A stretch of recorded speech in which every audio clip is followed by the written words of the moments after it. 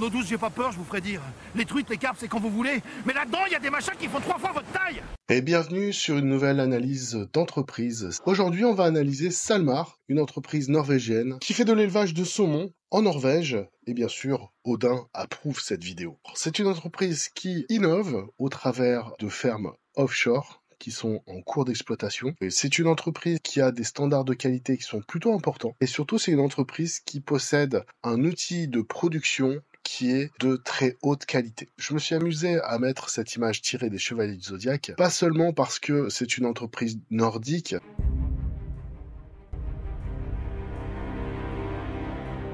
mais aussi parce que concernant le saumon, on a quand même une pénétration du marché européen au travers notamment de la gastronomie japonaise qui est très très importante. Je pense qu'un des vecteurs les plus importants de cette pénétration de la pop culture japonaise, c'est les mangas, et ça a permis une adoption de la gastronomie japonaise et notamment des sushis, sashimi, etc., très très importante. Pour plaire forcément au goût européen, le saumon est une des pièces maîtresses dans cette gastronomie.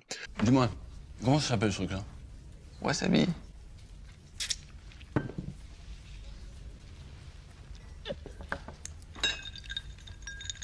Alors, le marché du saumon, c'est 31 milliards de dollars en 2023, 45 milliards de dollars prévus en 2028. Donc dans 5 ans, on va avoir quand même plus 14 milliards de dollars sur ce marché, avec un taux de croissance d'à peu près 8% par an.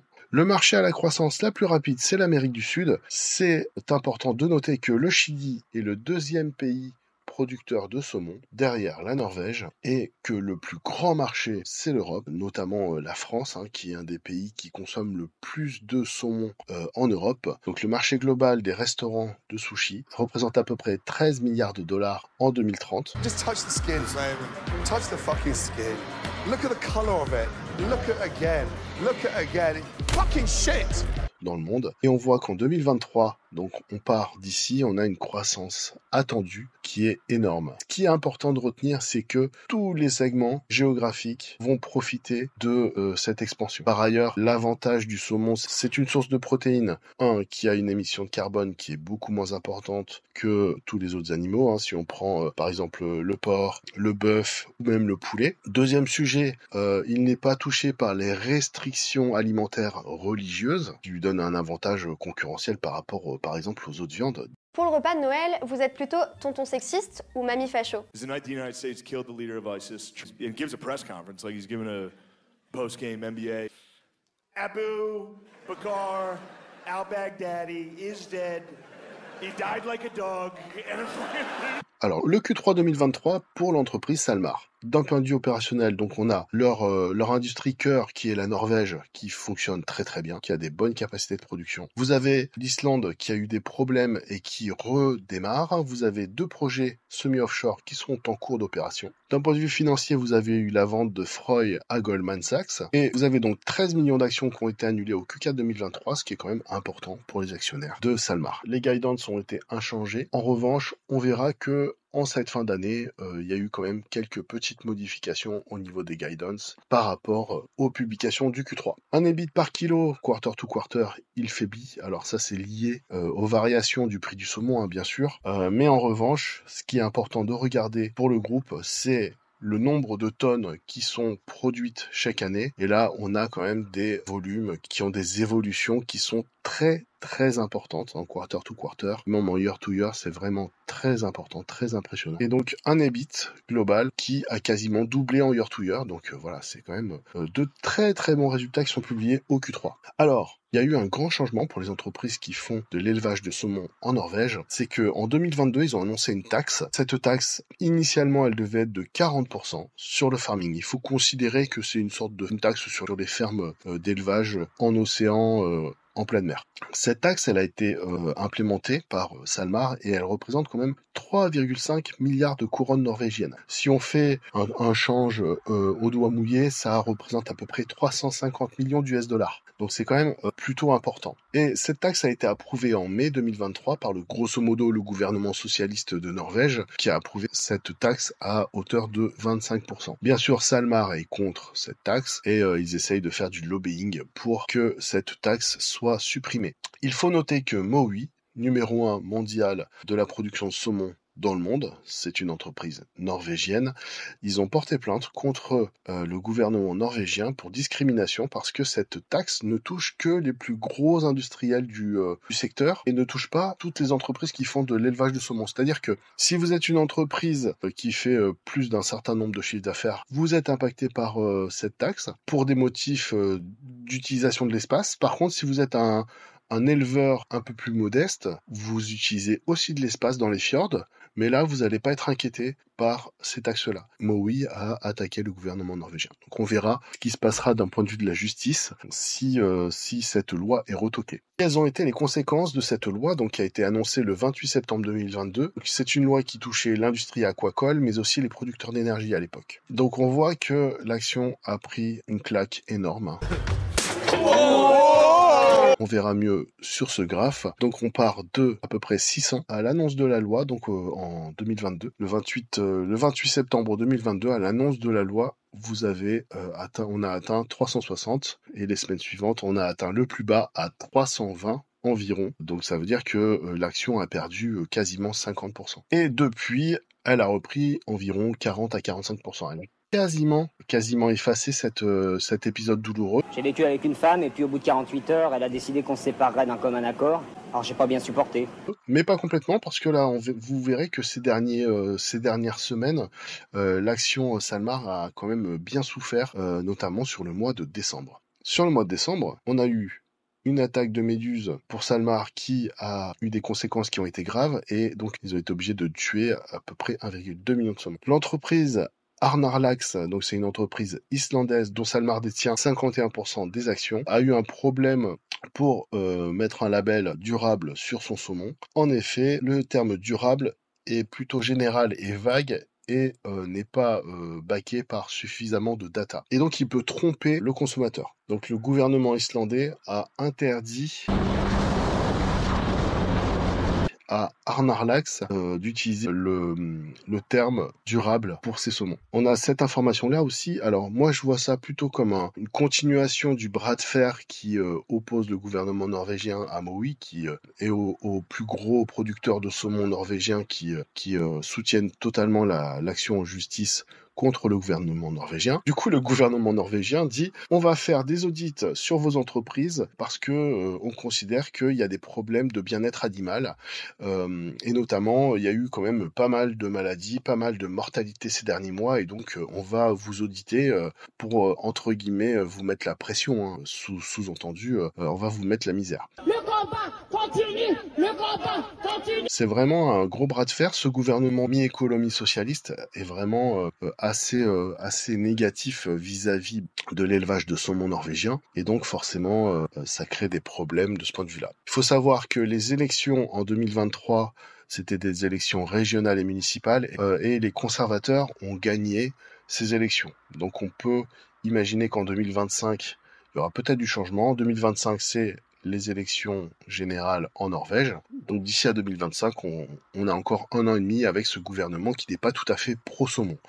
En tout cas, qui n'est pas pour les gros éleveurs de saumon norvégiens. Comme les mauvaises nouvelles sur le mois de décembre s'empilent pour Salmar, ils ont mis à jour leur récolte pour 2023 et donc 142 000 tonnes, 92 000 tonnes, donc ils ont réduit leur guidance de 5 000 tonnes. On a un problème avec les puces de mer et surtout on a eu un problème d'attaque de méduses.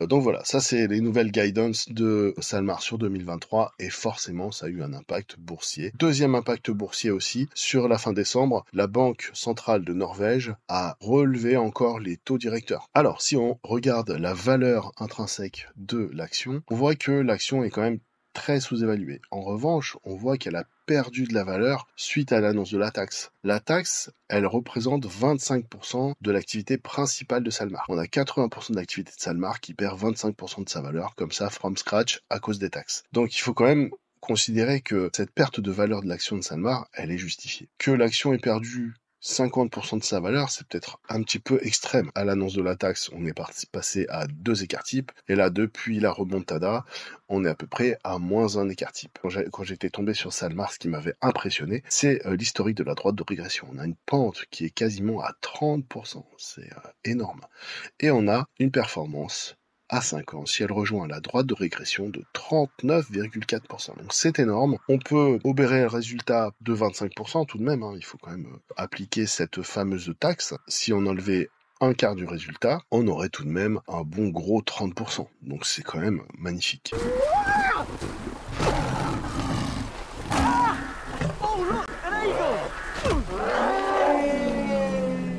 Vous avez la première ferme offshore au monde, Farm Ocean One, qui a été déployée en 2018.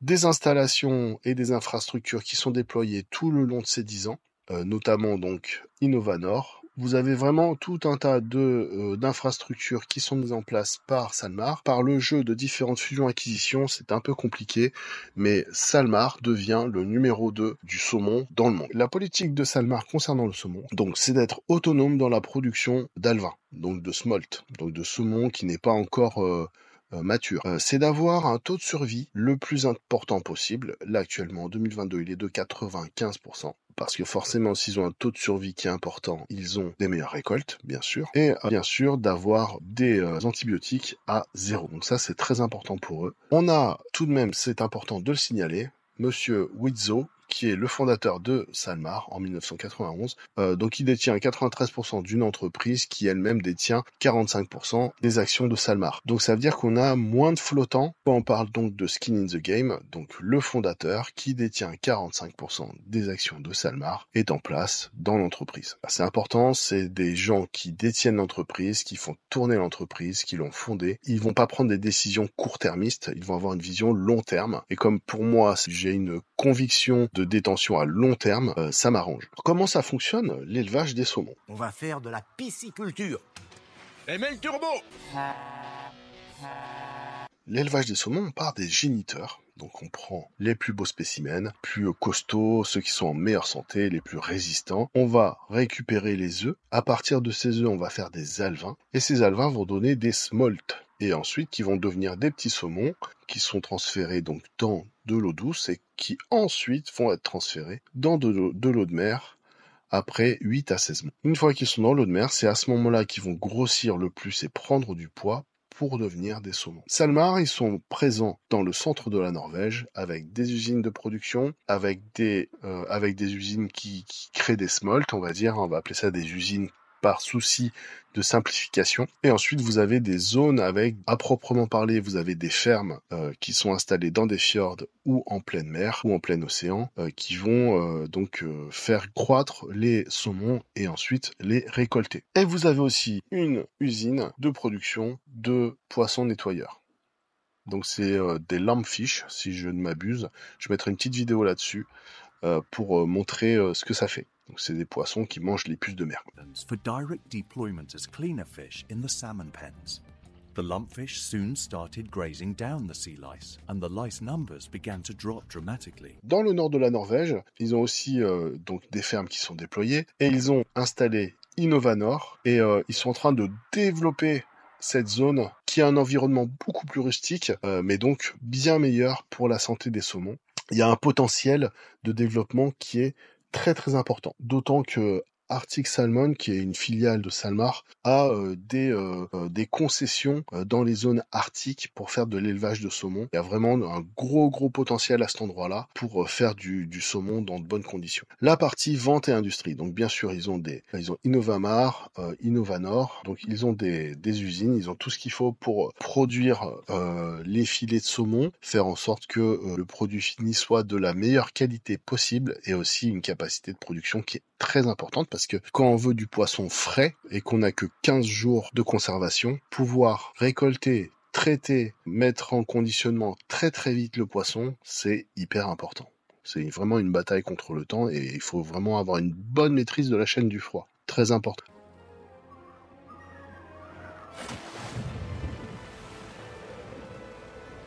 Alors, ils vendent bien sûr des filets, avec ou sans peau, avec ou sans les arêtes. Ils vendent des portions, vous voyez là, 15 jours hein, et 12 à 24 mois pour le surgelé. Les lingots de saumon qui sont vendus sous vide. Et vous avez aussi le poisson en entier, hein, dans son bac, qui peut être livré à Rungis et tout ça. Ou à des usines qui vont faire du saumon fumé, etc., etc. Donc là, voilà, vous avez des débouchés qui sont énormes. Vraiment, Salmar, ils font de la production, récolte, découpe, emballage et vente. Point final. Ils font pas de saumon fumé, ils font pas de plats préparés. Je meurs de faim. Qu'est-ce qu'on mange? J'ai fait mon gratin de reste. C'est encore pire que ce que vous croyez. Etc., etc.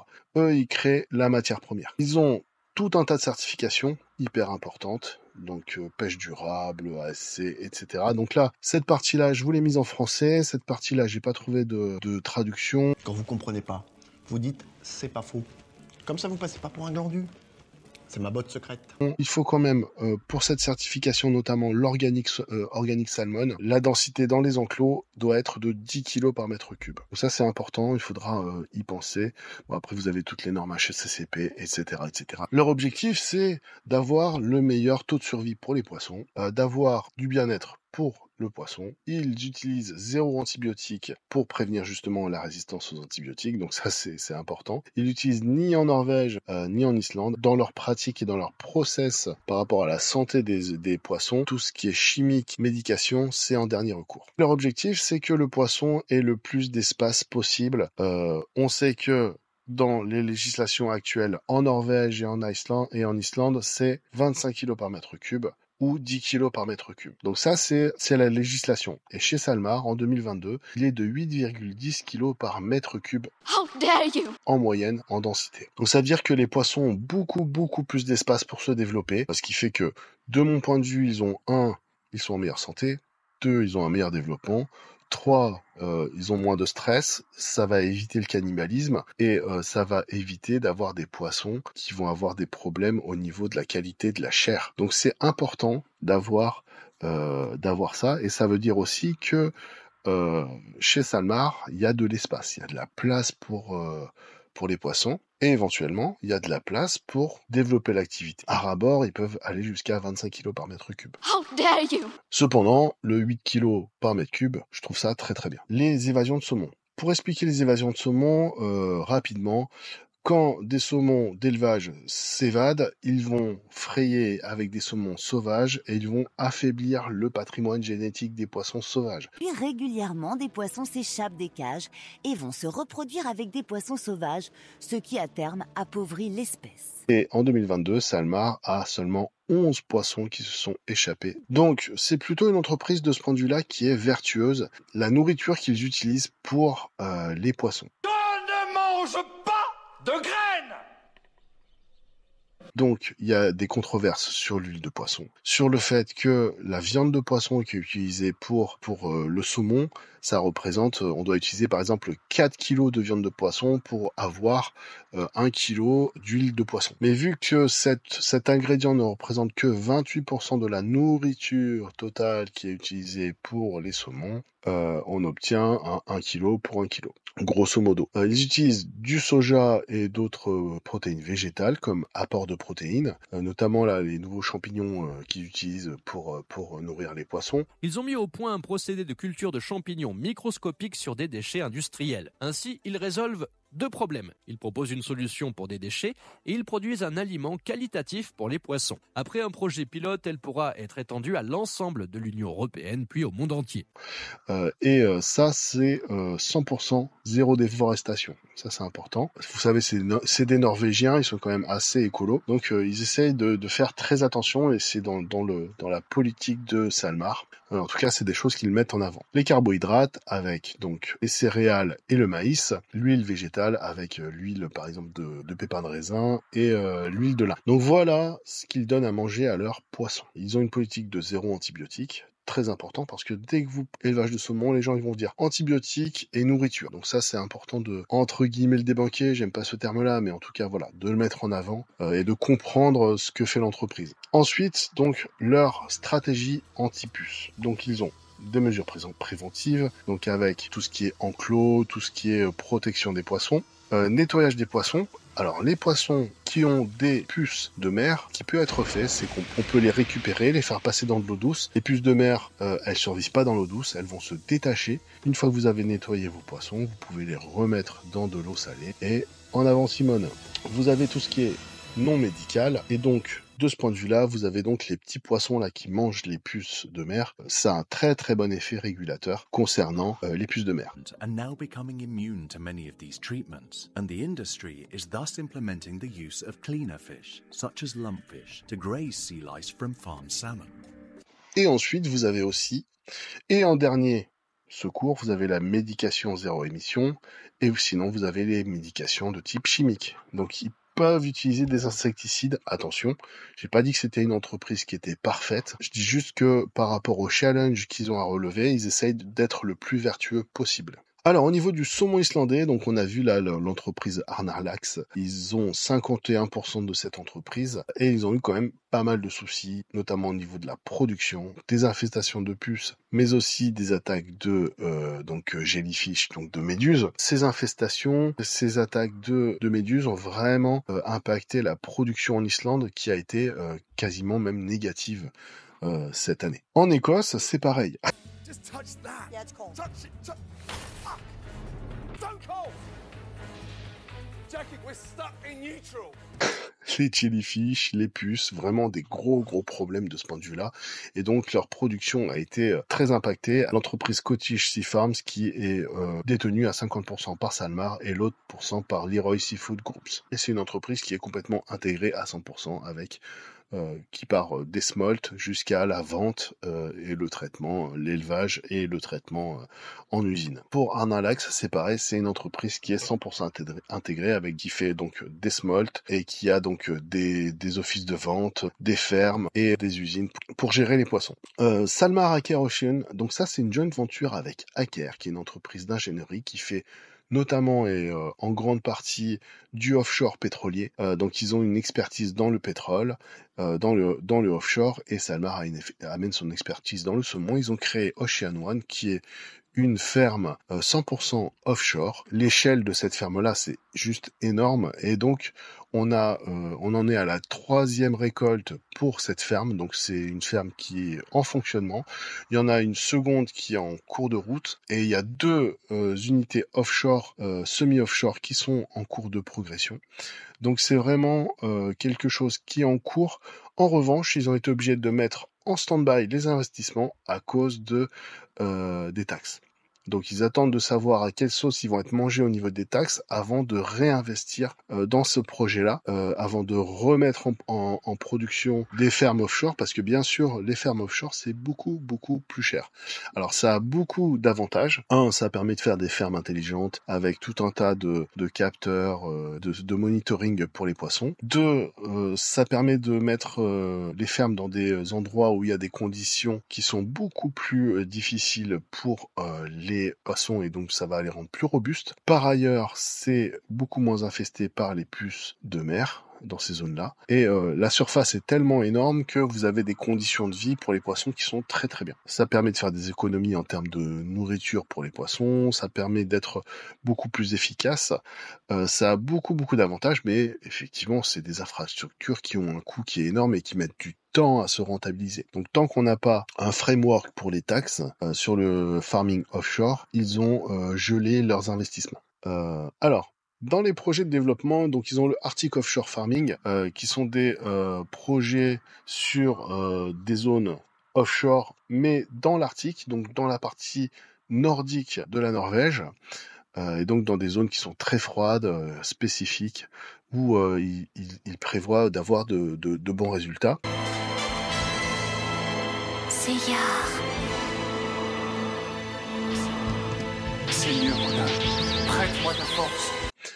Arctic Offshore Farming fait maintenant partie de SalMar Aker Ocean. Et autre projet que j'ai trouvé très bien, alors ils ont aussi des Smart Fish Farm, donc avec tout un tas de capteurs, etc. Dans les sujets que j'ai trouvé très intéressants, Marine Donuts, donc ça c'est un projet sur lesquels ils sont en co-développement, qui ont des politiques zéro puce, donc le poisson il arrive de ces usines, on le dépose là-dedans, il va tourner en rond dans des courants pour devenir plus balèze.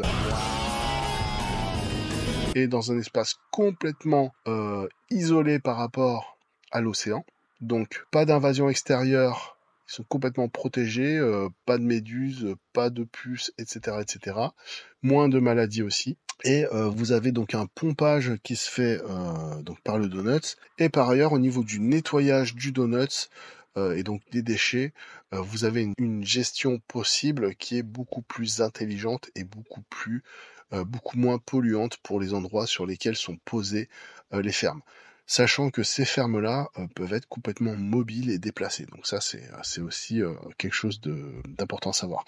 Alors, SalMar, c'est aussi une entreprise qui est en croissance de 9% par an depuis son introduction sur le Oslo Stock Exchange. Donc là, vous avez toutes les différentes opérations qui ont été mises en place par SalMar, avec notamment Innovamar, l'expansion en Islande, la première production offshore, Innovanor et Senja, donc ça c'est pour la partie nord de la Norvège, la méga fusion qui crée SalMar comme le numéro 2 mondial du saumon, des records de production et débit au Q3 2023, des projets offshore en opération. Au niveau du volume récolté, donc bien sûr c'est ça qui est important, c'est le volume. Après vous avez une fluctuation des prix du saumon, mais si vous avez des volumes constants qui augmentent, vous avez quand même plus de chances de gagner de l'argent.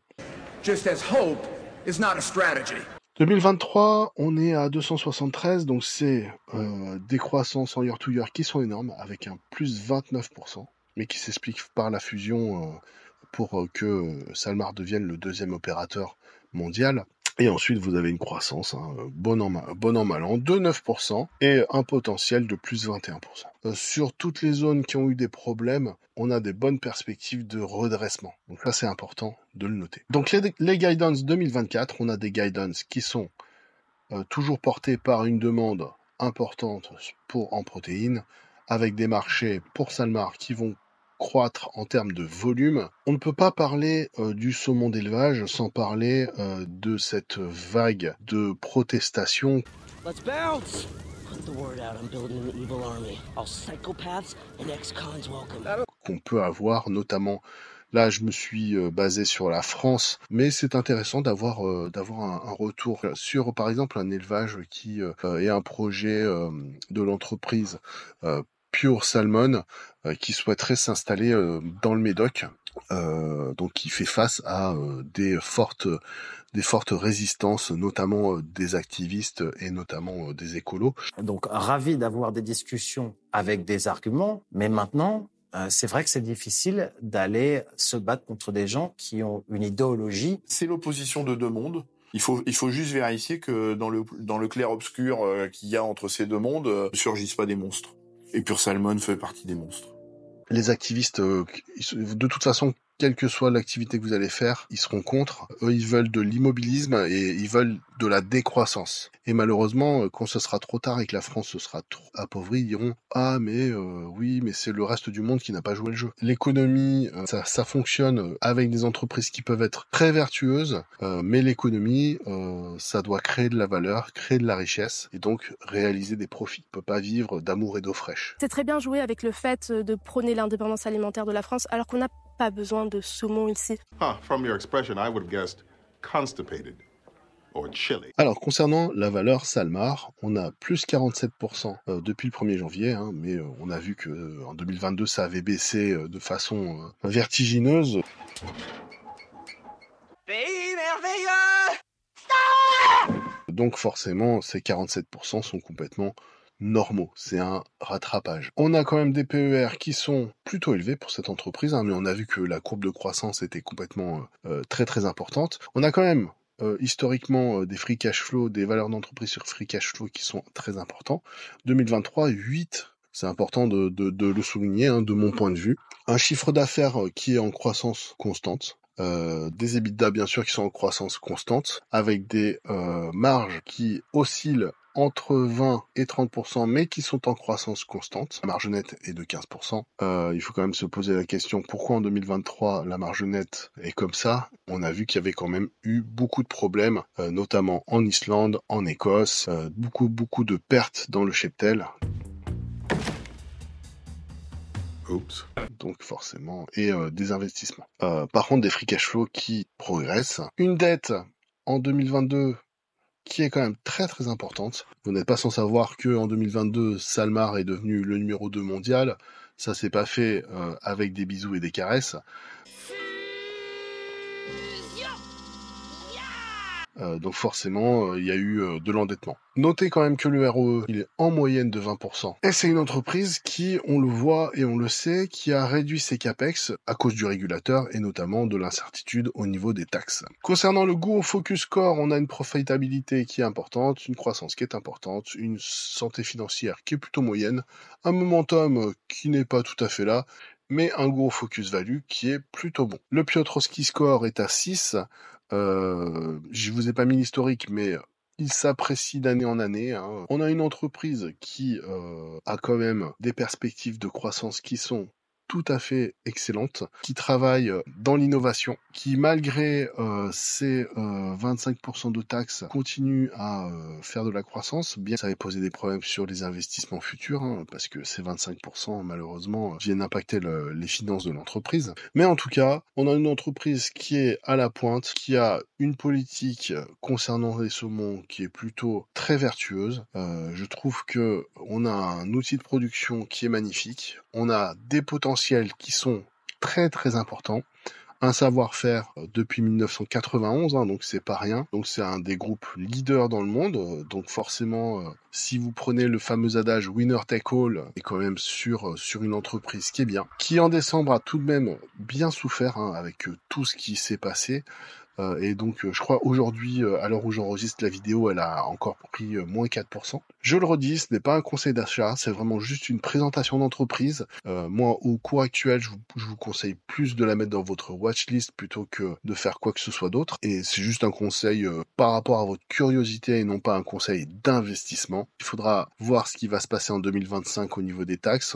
Va falloir voir ce qui va se passer au niveau du procès qui est intenté par Mowi. Va falloir voir ce qui se passe au niveau des autorités norvégiennes de cet audit, qui ont quand même vraiment été une mauvaise nouvelle, et aussi par rapport à la Banque centrale de Norvège. Donc ça fait quand même pas mal de sujets sur lesquels il faut être vigilant. Poséidon sera-t-il de notre côté cette fois-ci? Écoutez, je l'espère. Mon oncle, j'ai fait un trait d'humour. En tout cas, j'espère que cette vidéo vous aura intéressé et vous aura appris des choses. J'espère que cette vidéo vous aura plu en ces fêtes de Noël. Je vous souhaite d'ailleurs un très joyeux Noël. Je vous donne rendez-vous probablement en 2024.